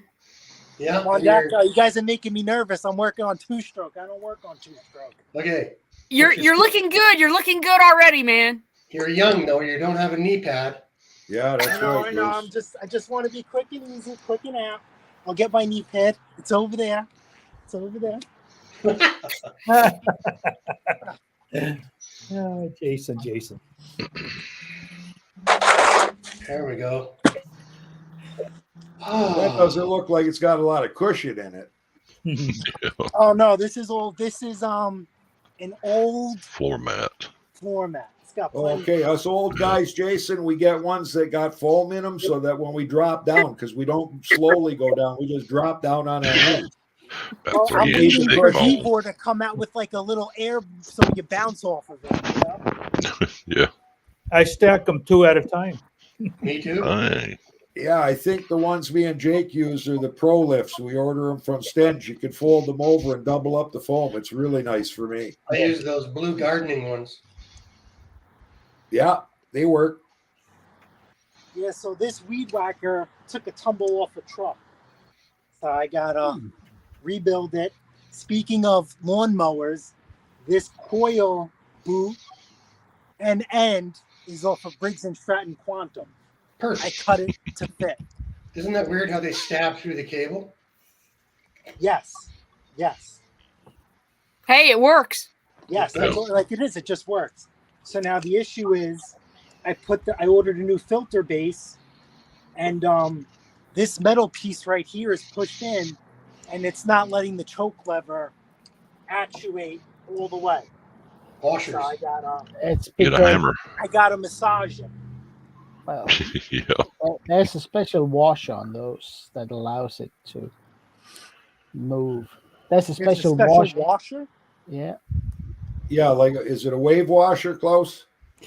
Some are a tapered or not tapered. It has like a shoulder on it. Yeah, Mm. gotcha. Like a spring washer. Yeah, there's Or spring washer what? or shoulder washer. Well, you mean more like a bushing sort of? Yeah, between the choke yeah, and the. yeah, yeah. Yeah, I don't. This was the one that came off. I don't see anything. So now I just got to try and beat this back into place. Oh boy, here comes my neighbor with his leaf blower. Uh-oh. I think I might have to just listen. No, it's actually not that bad. We can't hear him. Listen, I'm gonna put you guys on mute. You guys can just watch. We can't hear him. You're fine. Hear Jake. him? He doesn't want us. He doesn't want to hear us. Jason's going to copy this, post it on his YouTube channel. Yeah. Jason, He's that's not the massaging best. it. That's not the best. Okay. Just smack it. That'll fix everything. It's flat now. Hold on, let me get.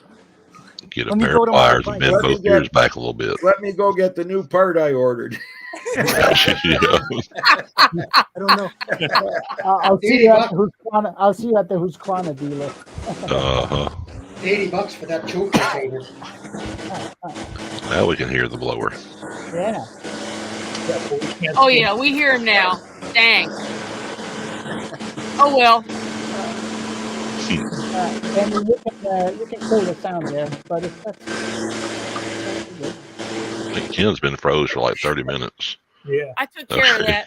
That's okay. I'm trying to fill in where I can here. So He's there. no, Ken's there. He's just zoned out. He's Yeah. over this shit. Kenny just like sitting back listening. My to all the internet baloney. sucks so bad. Everything's going in and out and choppy. And, Oh yeah.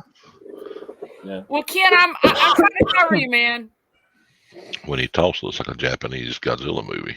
The only thing that's going in and out over here is my telephone. I can't text on Run. it anymore. I need Jake back to fix it. Oh yeah. Sold. yeah. I loved how he modified that choke retainer on the concrete with a brass punch. Hey, whatever works, works. Yeah, that's right. It doesn't. Yeah, it never fails for me. As soon as I really get my act together and get outside, and have everything set up, then my neighbor gets out on his roof to blow leaves off. It's like, that was all day long yesterday. Me trying to do this. You can't really see it. It doesn't matter. A little backpack blower, and I'm like, I like stand around and wait for this guy, and I look. All right, he's gonna scrape all that. He's gonna scrape all that crap in the trash can now, and He knows. He knows. No, actually, he doesn't. I've been working in the shop all day today, working on an engine that's been taken. It doesn't matter, but I've been smoking bacon today. Ooh.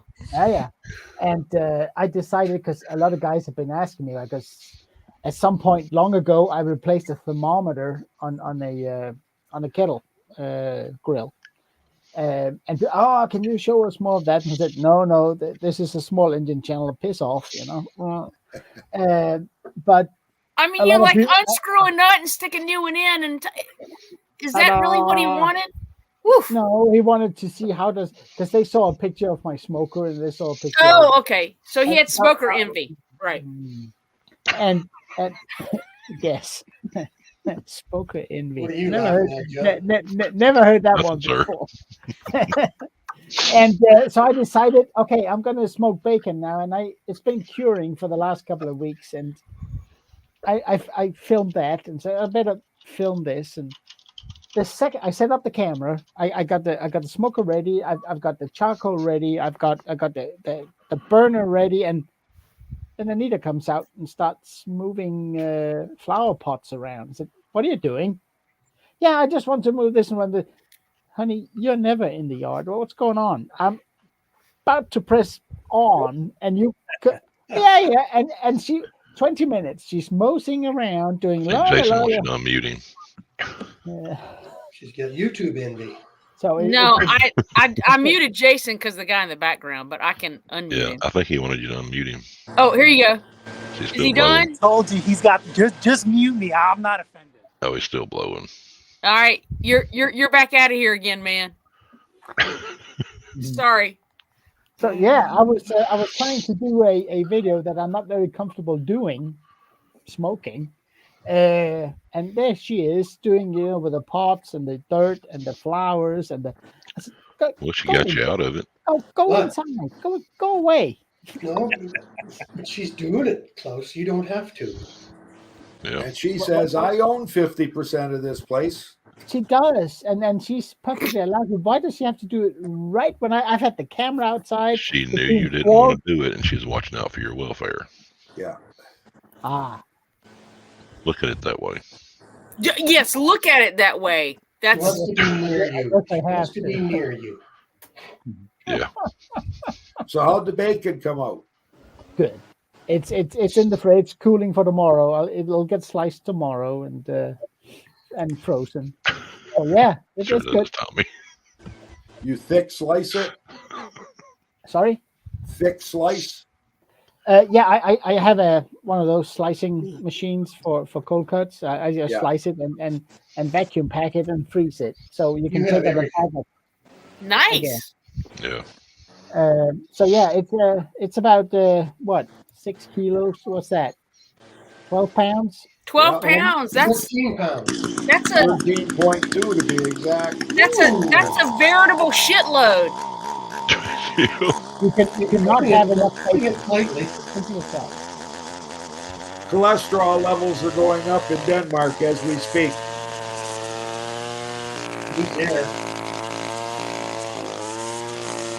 Sounds like the hammer did the trick.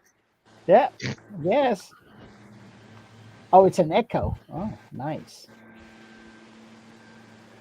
Yeah, it's an SRM. Trader trauma. Yep. Is that a 225? No, you're wide open, Jason. You can talk. We hear you. Trip and step on it now. Yeah, really? You trip and step on Bullshit. Back over with the car. Yeah. I fixed that with the hammer. That's funny. That's nice, Jason. Yeah. I can't hear you guys because Oh no, that's nice, Jason. You're good. I'm not being rude. As long as the guy that you're going to bill for this didn't watch the video and see it only took you 15 minutes to fix that piece of equipment. Yeah.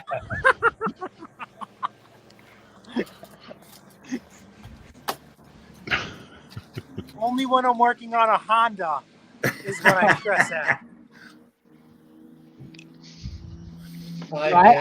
I have customers that don't believe me when I tell them if they buy a piece of equipment, a small engine, that if you pay $500 for it, within the next 10 years, if you don't spend $500 on maintaining it, you're behind schedule. You're going to buy a new one.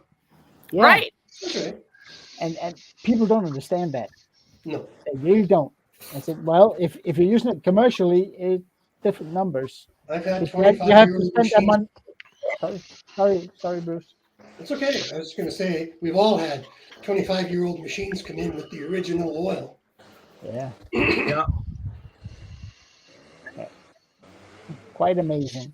Yeah, it's rare that we get anything in here that's had an oil change. Yeah. You know, I when you don't know take, how on long. the older ones, when you take the 3/8 bung out, take Yeah. the 3/8 bung out, and it's still got that little paint that they put on Yeah. there. Yeah, yeah. I used to wonder when I had all those customers, they keep bringing it and it looks like tar coming out of there. Yeah. Yeah. Oh, Yeah. Oh, And they're in.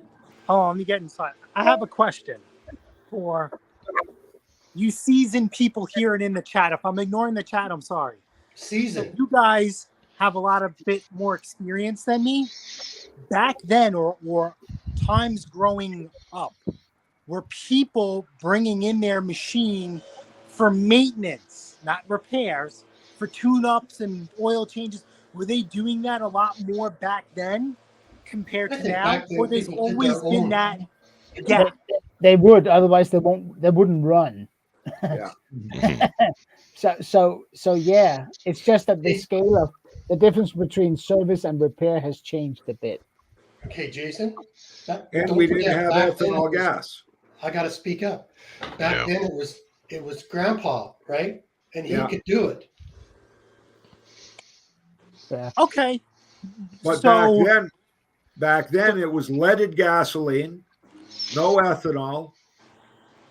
You could do your own oil change, Yep. and you would sharpen your blade with a file. yeah, that's it. That's what we did. Yep. And it always ran. And you knew how to do points because you owned an old American car. Yeah. yeah, so it's very rare, and I try and train people. I can't use I know it's probably wrong, but try and coach, like, listen, I'll see you next year. Change the oil, we'll go so it doesn't happen, or increase the chance of it happening again. But we started taking in snow blowers, and now we fight this battle every year. People think a tune-up is covered under getting their non-snow blower running, and that is No. just A tune-up is a running machine. Yeah, Jason, what I do is I do a little bit of nudging. I have these stickers made that'll say serviced on, and then I just put the date in a year from now, next service, recommended next service, and I put a date on it. Yeah. Right. And some people that go, oh, I better get it serviced. And they come in, they call me up and say, we got to get it serviced. Is there something wrong with it? No, the sticker says, yeah, It's gonna blow up. bring it in. yeah. Good. Yeah. That's right. And then they find out that, hey, that wasn't expensive. I know. Yeah, it was a $50 service. Yeah. Not And like it only, Kenny, it only takes half a day. Yeah. Yeah. not like Kenny. He throws away a thing at the dump, and a guy brings it over, and he needs a service. but you know what? Job security. I've never seen that one yet. But I think we spoke about this. I know Bruce, Especially when it had my name on the bottom of it in marker. Yeah. during COVID. How many people were bringing machines that should have been put out to the curb? Yeah. Or Yeah, how many lots. people bought machines that were sitting for God knows how many years, decades. Our And then all of a business sudden they want it running again. Like business just doubled in 2020 during COVID. No, yeah. So did my YouTube channel. Yeah. Yes. Now it's back down where it was. Yeah. It sucks. How many of you guys have gotten the call from a customer that you worked on their equipment like 2-3 months ago, and they call you up and they say, I paid you $185 to fix my lawnmower and I can't get it started. And I've only used it a couple of times. Oh, yeah. And you Yeah, say, that's the problem. oh, just a minute, let me pull up your invoice. Geez, we did this 2.5 or 3 months ago. You mean to tell me you only cut your grass with it twice? And then when you get it here, it's got like 2 or 3 ounces of water in the gas tank. Yeah. So I just had that issue with a backpack blower that I fixed 3 months ago.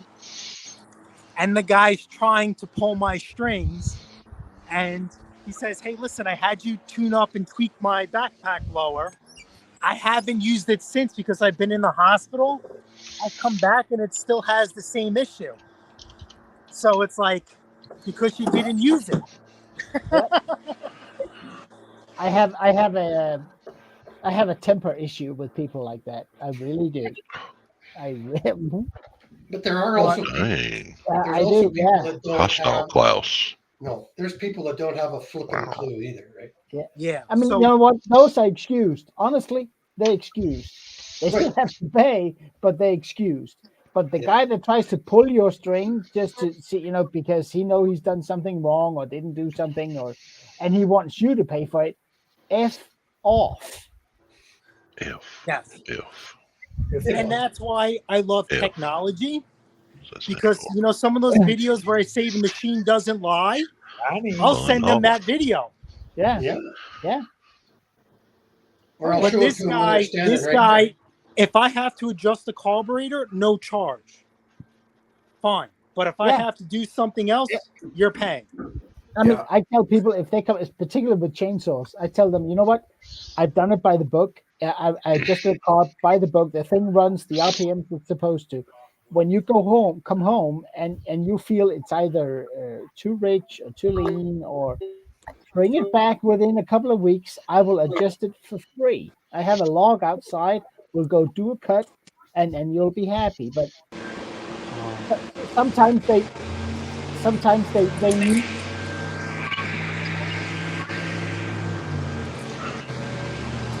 Blowing and dragging. Yeah.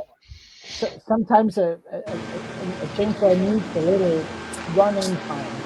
I said, bring it back within a couple of weeks, and I'll adjust it for you. Yeah. A year and a half down the line, guy comes in one day, doesn't call, doesn't do anything. Hey, you said you'll adjust this for free. Yeah. A year and a half ago? Yeah, but there's no but. Well, Jake just picked up a snowblower that a guy wanted done in June. And we told him, wait until, October, November. No. I need you to pick it up now and get it all fixed up. It's leaking gasoline. So we go and we pick up the mower. Now you got to remember, this is out of town, so it's $65 he charges plus tax. Picks it up. We put a carb kit in. It's a Tecumseh, 8-horse Tecumseh engine. We put the carb kit in it. We let it sit all day until the next morning with the fuel shut off open, no leakage. We pressure tested the carb, the needle sealing. He delivers it. He fires it up for the guy when he got it there. He lets it sit. The guy sees there's no leaks. He shuts off the fuel valve and he leaves. Guy gets the bill. So the guy just called last week, said it's leaking gas all over the place. Well, I said, what did you do? He said, I fired it up. And I said, naturally, you left the fuel valve open. He said, yeah. And he says, all the gas is all over the floor. I said, it could have got a piece of something between the needle and the seat. Because if there's something in the carb, or in the gas tank that got through, nothing we can do. Jake goes and picks it up again. We bring it here. I put 2 liters of fresh fuel into the gas tank. I open the fuel shutoff valve, and I'm waiting. And a half hour goes by and nothing's leaking. So I take it outside. I fire it up. I let it run for 5 minutes. I leave the fuel valve open. I shut it off. I'm waiting. The thing's in the shed right now. It's 3 days now. And I keep firing it up, shutting it off, and leaving the fuel valve. We haven't touched the carburetor, and it's not leaking. So you call the guy up and you tell him, I don't know what happened. Something must have, something from the fuel tank must have got in there because it's not leaking. So we're not going to redo the carb. I know. I have a guy. I have one guy. He's actually, I think, deep down, he's a good guy. Have to mute Pate. Yeah, but he has this tendency to, whenever something goes wrong, he looks at you like it's your fault, right? Well, it's always our fault. It's always our fault. So I sold the guy a lawnmower about a year and a half ago, a brand new one. He runs into a tree stump, and bends the Yeah. shaft. He said, Yeah. I'm not going to fix the engine. I can get a new engine, put it on, and we do that. Week and a half later, he goes, I can't start it. I said, okay. And he brings it in. I check it outside. He looks at it. I said, okay, let's see what's going on. There's fuel in it. And I pull it, and it starts. I said, we're going to leave it outside for 5 minutes just to make sure, right? I leave it outside, and he takes off. He doesn't say he doesn't even say the word, what do I owe you? He doesn't do that. That's fine. He calls me up about 2 weeks ago. It won't start. I said, what did you do to it? Nothing. It won't start. Okay, well, bring it in. As I go out to the street where he's unloading it, and he takes it off his trailer, I said, let me help you. And then I put his spark plug boot on. Yeah, it started. And it started. He said, you're mowing under brushes. And he goes, no, yes, you are. Look at all the dents and all the scratches you have in front of this mower. You're pushing it under brushes. And he said, yeah, maybe a little. Don't do that. Pull the plug off. It pulled the plug off, and next time it'll touch your carb, and it's going to cost you. So there's, And I tell you, and if you bring it in again, it's going to cost you. there's an important man in the community. I won't say who it is because he could be watching. He brings his lawnmower to me. It's a beautiful Briggs Quantum. Hasn't been touched in 13 years, right? I did a video on it. The air filter is like heavy. Nothing, right? I went through the whole thing. All I did was take off the air filter and it started. So I'm yeah, okay. Just tune it up. He comes back. He's about 40 years old. I said, I'm going to give you the dad talk. He laughed. And I just said, if you don't know how to do it, just bring it back next year. Yeah. He didn't have a clue. He didn't even It's know there was amazing an how air many filter. Didn't even know there was an air filter on it. shafts, they never hit anything, eh? Yeah. Can you mute Jason? Because it's kind of noisy. Hey. Hey. Anyway, I gave him the dad talk. A little bit louder with headphones on. You just charged them for the air filter? No, I charged him for Earbuds. the full tune-up plus parts. Yeah, right. That's fair. He was thrilled. He thought the engine was gone. Oh yeah, and the blade was loose too, eh? You know how on those MTDs sometimes the blade can knock and it sounds like a rod. Yeah. Yeah. Now here's one for you. If you're replacing the blade adapter on, the MTDs that got the spindle, but it's only pressed onto the blade adapter. When you even buy the new ones now, they're not welded on the bottom. The pulley part, it's not welded. Do you weld them before you put them on? Nope.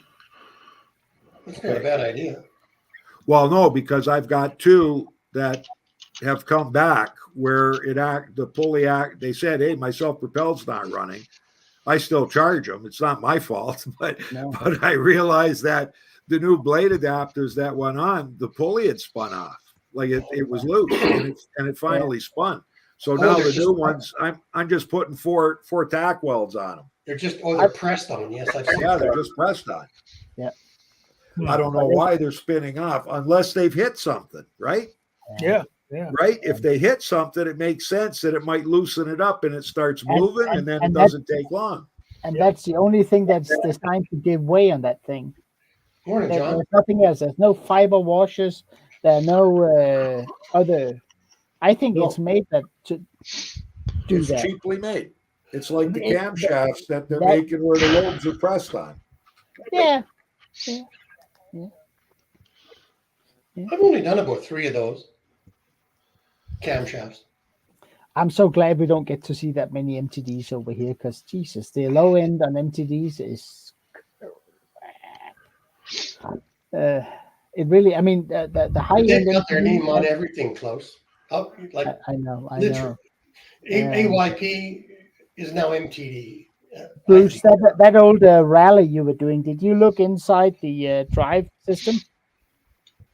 Well, it's just a pulley and a shaft with an idler. Yeah. Beautiful. Yeah. A well-made mower. Be for back in a the few day. Like I think we've done 2 or 3 of them, and Yeah. like great mowers. And the decks are like real steel, real But- steel. No, But okay, trying so my pal Gary died, and his wife, it was too heavy for his wife, so she gave it to me, and it had been sitting probably a year, and I just put it up on my pender lift, and I squirted it with a little bit of gas just to get it breathing, and it started, and I pressed the primer, and it sputters while I'm pressing this. So all it needed after that, it just needed a tune-up, and a blade sharpen, and some love, and I'm going to sell it next spring. the ones And I've it'll seen be here, around for another 30 years. the ones 29. I've seen, the ones Well, I've another seen here, 29. Sorry, Bruce. the ones I've seen here, they all have bricks engines on them, but we don't see Yeah. the Tecumsehs here. But Right. No, But but didn't getting- that one have getting- a Tecumseh?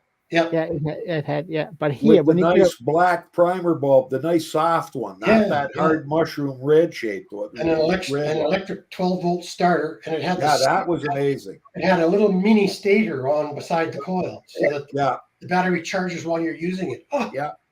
what a beautiful thing! You don't have to plug it in when you're done. And you would think that they would have left that kind of design in the new battery operated ones they've got, Yeah, instead of selling a charger and making chargers. yeah. And then the little old lady forgets to plug her battery in, and she can't start it with a rope. Yeah. Excuse me, I'm sorry. but trying to get the belt for that system here today is just a lost cause. You can't Well, get them. Close. I got 2 used ones. Ooh. I hold on. Let me make a note. What here. size is it? I What's don't the size, Bruce? You don't know? know. It's a weird size. It's a very, very narrow belt. Quarter It's- inch? Yeah. Could be. Could be. It's and it has a weird length. It only has an MTD or a AYP or Murray MTD number, or no Murray. But you can't get a size on it. It's weird. Yeah, But, some of the charts, they don't have the size for you. So, but yeah, my And actually some of them are- my father-in-law has one exactly like the one you were working on, Bruce, Mhm. just with a Bricks engine on it, a Bricks classic engine on it. But I told him when that belt goes, you need a new mower. You can't get it here. You can't even order it off Amazon? Well, then it would have to come from the States, and that usually And then doesn't go shipping well. would kill you. Yeah. Yep. So And it won't fit in an envelope. no. I just my winter project for the channel this year is an old Stiga, which is a Right. Stiga is a Mount Field Stiga. It's a European brand. GGP is the manufacturer today. But this is one of the old ones. It's a regular push mower, no self-propel, aluminum deck, all mulching, made in 2000 in Sweden. One of the last ones made in Sweden. So I decided it's going to be the product this year. I'm having everything sandblasted and we'll paint and all that. The back side of the wheels have like a cover. And those covers are no longer available from Stiga, discontinued. But I found a company in Ireland who had a set. Hold on tight. 90 pounds plus shipping. Wow. But that's Tecumseh. Ooh, Tecumseh airbox. What's that, Bruce? That's the stator that charges the battery. Yeah, that is a nice one. I've seen those. Those are nice. That's unless you have to buy it. Yeah. Yeah. I think I've got 2 in the back shed. Yeah, that's the stuff you don't throw away. No, Yep. we keep all of that. But we got to remember, guys, we don't see those Tecumseh engines here. Right. We only see the crap Italian Tecumsehs. So many people around here complain about Tecumsehs, but once you get to know the little fiddly parts, like They're the rod brilliant. that goes on the governor that has that weird Z, and if you don't get it in just right, it'll pop off. Yeah. Once you get that figured out, they're not that bad. It's a much better engineered engine in terms of all the accessories. Yes. than Well, a it's like brick. the old Chevrolet, where you could take a 350 and put it in a 1960, or you could put it in a 1979. Yeah. It would fit. Okay, so here's the big question for you guys. Then why do you think they got away from putting rubber seats in carburetors like the Briggs and the Cumses used to do? Where you could just buy that carb kit, pop out the one rubber seat, put in the new one with the new needle valve, and voila, away you go. Yeah. Like it just kills me. They went to brass and Viton, like more parts to sell, eh? That's the 631021 Baker. Yeah. I think it's about money. It gets to a point where everybody's making aftermarket parts, and then at some point, Briggs, Tecumseh, whoever, they start not selling genuine parts, and they do a design change so that people have to go back to OEM parts. Yeah. I think that's just the way it is. I mean, I don't have any. Any what? Parts. No, I was talking to Monkey Wrench. I'm sorry. Oh, now we He'd asked a question. I was just saying I don't have any. We're talking about parts, and you go, I don't have any. Yeah, Kenny, pretty soon time for dinner, buddy. The wife is making stuffed hot peppers and stuffed macaroni shells. All right. Oh yeah. We're eating good tonight, boys. Yeah. Oh yeah. Yeah, like those. We just got a snowblower in with the airless tires. Have you seen those? No. Yeah, I've seen. Yeah, any day now should though. This one's made by MTD, sold at Canadian Tire, and it's got like it's got a tread pattern. It's like bars, right? This thing, yes. no grip. No, absolutely no grab in the snow. They're going to find out that it's going to slip like hell on them. Like if I have like a big scooter like one of those, I have to pull the engine. I can just lift the body right off. Who's she talking? Hey, Stella. Stella, you got a customer? Oops, yes, I'm a customer. I figured. It's the neighbor that was blowing off the roof. Yeah. At least she didn't say anything bad. No. Let me get back to these yahoos. Yeah, well, you guys gotta stop saying bad shit right here now. Well, we never say bad shit when you're here, Stella. Stella, we never say bad shit when you're here. We never do. See ya, Brock. Yeah, but they sell them now for fronts and rear. Yeah, on the zero turns, right? Bye, Brock. Because I got one landscaper that bought a new one, and he said the damn thing won't go up the hill. Yeah. Hey, I still use green slime on an old snowblower tire, though. Oh yeah, it works. I won't use them in automotives, but I do use them on small engines.